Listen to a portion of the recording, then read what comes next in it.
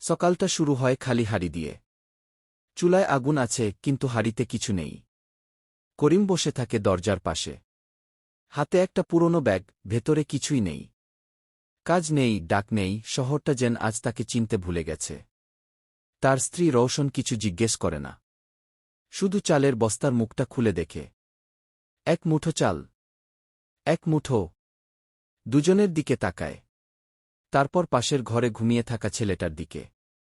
দুপুরে ছেলে জেগে উঠে বলে, আমা, আজ ভাত হবে। রওশন মাথা নাড়ে।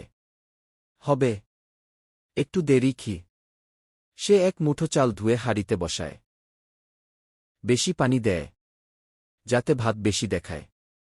করিম চুপচাপ দেখে। কিছু বলে না। কথা বলার শক্তিটুকু আজ তার নেই। ভাত নামলে রওশন প্রথমে ছেলের প্লেট ভরে। তারপর করিমের। নিজের প্লেটটা খালি থাকে। করিম বলে, তুমি খাবে না? রওশন হালকা হেসে বলে, আমার পেট ভরাগি।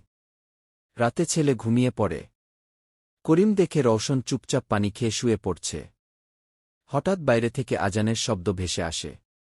করিম উঠে বসে। সে বোঝে, আজ সংসারে চাল শেষ। আগামীকাল কি হবে কেউ জানে না।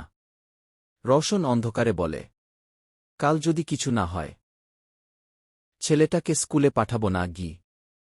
এই একটা লাইনে করিম ভেঙে পড়ে। চোখ দিয়ে শব্দহীন কান্না নামে।